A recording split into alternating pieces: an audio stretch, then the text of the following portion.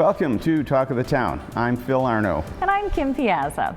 After graduating from Vassar College, Lori Menzies worked as an estate planner in Boston, working in Virginia and even Australia. But after attending Buffalo Law School, she married and settled near her parents. She and her husband built behind Lori's parents and in their later years became their primary caregiver, a role she gained appreciation for as she became a specialist in elder care law. Lori penned this book, Embracing Elderhood, and is a partner in the firm of Falsgraf, Beinhauer, and Menzies. We welcome Lori to Talk of the Town to discuss her concepts of embracing elderhood.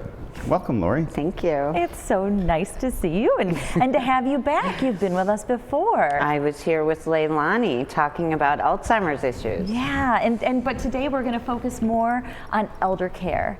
And it's something that more and more and more of us are finding we're facing the issue of elder care. In this neck of the woods, you either are going to face it, you're facing it now, or you have faced it. Mm-hmm. I had to go through a situation with my dad where at one point one of the hardest decisions I had in my entire life was my dad was driving and he started to lose a little bit of his reaction time and his judgment, and you know, his life was his freedom, his car.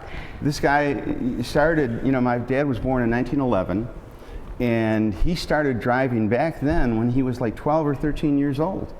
You know, back then you didn't even need a driver's license. We were talking before we started the show about my dad being born in 1916, mm-hmm. right?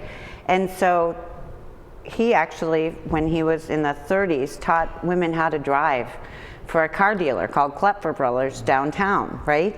And these are stories I had heard. But my dad drove a trolley after World War II for the NFTA, and then a bus. And so when it came time for me to learn how to drive, he always taught us to drive. And he was an excellent driver, especially a backseat driver whenever I was at the wheel, right? But so as he's approaching, and then I remember going to the dealer with them when they bought a new car at dad was 90. And they bought it jointly in case something happened to one of them. But I'm thinking, how long is this gonna go?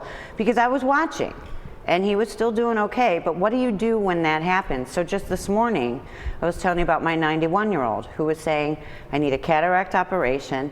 He had been a driving trainer himself. And I talked to him about my dad, and I said, when my dad started having balance issues and he had a fall, he never mentioned it again and just never drove at 92. That's very unusual. Most people will fight it. And the thing that I told this man today is, you're still doing it. And he said, I limit my driving to during the day and within 5 miles. And a lot of people do this. The problem is that's not going to last forever. And so what I work with people on this elderhood is, there's a time in your life when you can't do everything independently. And as much as that independence is part of who you are, it's great, we can arrange life that he still has independence, where he has a driver, or he lives in a place where he has access to transportation that's going to get him where he wants, rather than the choice being no driving and you're stuck in your house. Mm-hmm. And then suddenly you're by yourself all day, mm-hmm. and you have no way to get groceries, or you're dependent on people to drop things off. That's not a plan. Mm-hmm. Do you know what I mean? And that's a default. And that's what a lot of us do. Fear is the driving factor in a lot of decisions. I have a little girl who is starting a new school today, and she was a little bit nervous, and I said to her, basically, you're only nervous because it's new. You don't know what to expect. Mm-hmm. Fear drives a lot of anxiety. And when you get into a situation where you don't know what to expect, mm-hmm. you're giving something up, you have an anxiety. If somebody's giving up that freedom, correct, you don't know whether you can afford a driver, you don't know how your life is going to change. And that all points to a lack of information, right? Exactly. Correct. So that's what I'm saying. Lack of information. Why people need to, the more info they have about their choices beforehand. Mm-hmm. What I was saying to this guy today is, he has 3 kids, but they're all Albany and further west. They're not local. And so who's he going to rely on if we don't make a plan on this? And if he doesn't make a plan, and the next thing we know, he's in the hospital, and they're discharging saying, you're not safe to go home, you just fell, you're not. So now the children make the decisions. He has a default plan. He doesn't have the time to look at his options and say, do you know what, if I plan ahead, I could sell my house and move into an independent living where there's the next levels that are all arranged. And in the meantime, I can meet with my broker and make sure that if I sell my house, he's going to invest my money. And I know the problem is that you just do what you're used to, put your head in the sand, and think it's all going to be okay. The problem is the children have just as much fear. I just went through this with my mom and dad, and they both passed within 6 months of each other. 70 years of a great marriage. I mean, their story was blessed. But my brother and sister are in North Carolina, and their information was over the phone and kind of guessing.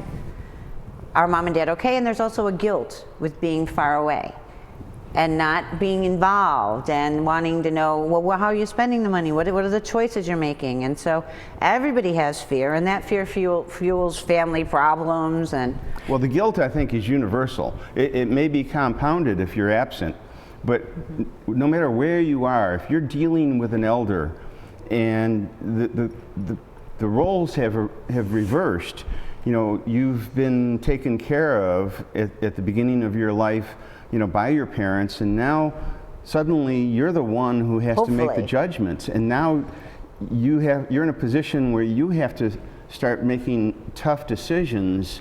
Not necessarily if your parents have already talked to you about these things. Well, there's a certain fear, going back to the fear factor. If they give up something like driving, for instance, the fear is, okay, my life is connected to my driving because that's where my freedom is. If I give up my driving, my life is essentially over because I've given up my freedom. And that's the thought process. But what if I told you, you don't need to drive if your meals and things are already going to be prepared for you, and you've saved enough money during your lifetime, right? There's people today at 90 years old finally deciding to plan. Their children are 60 years old. If they're still waiting for an inheritance, they need God to get bless over it. them, okay? They need to get over it. But also, if you're 90 years old and you still have a couple $100,000 or even a house that you could sell, you're not going to run out of your money. And the idea to use it so that if you spend some of your money and get better care for yourself and relieve your children of that worry, that's worth every or that penny. guilt, It's worth wouldn't every you dime. say that if your dad could have made those choices himself, it would have made you feel a lot less guilty?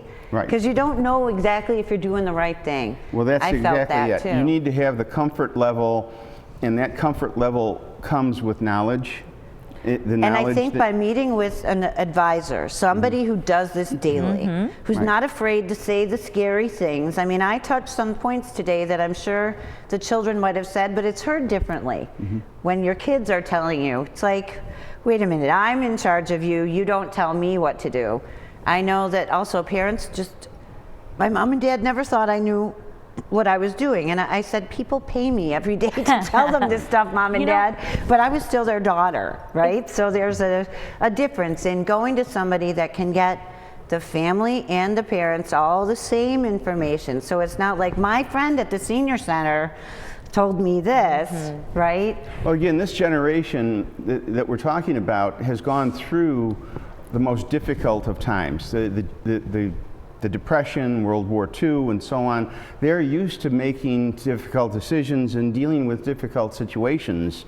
And again, fear comes from the unknown. If somebody such as yourself sits down and explains things in an orderly, logical way, hopefully, a lot of the things go away, a lot of the concerns. You also have to make sure, though, that you're talking to someone for whom this is their specialty. You can't just go to any lawyer. It has to be someone like Lori. It's your specialty. Well, estate planning and elder law are two sides of a similar coin, and a lot of people don't know the distinction, really.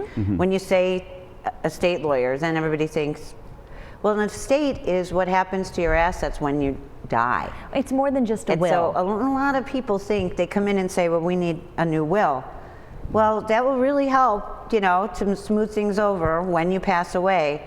But my parents were more concerned about what was going to happen between 80 and 96 than really just when they're passed, right? So that elder law part, and that has to include looking at finances and making kind of guesses, judgments, value decisions about how you want to live that last elderhood, that part that should be a time to relax and be able to enjoy yourself rather than worrying so much. And some people have the added burden of health issues that make it impossible for them to make these decisions by that point. Right. The Alzheimer's people. When we come back, we're going to talk a little bit more about finances. We're going to talk about your book and some of the questions that we have about, you know, how people can arrange, you know, the estate planning. Sure. Questions about what you know best, Miss Lori, when we come back. It's easy.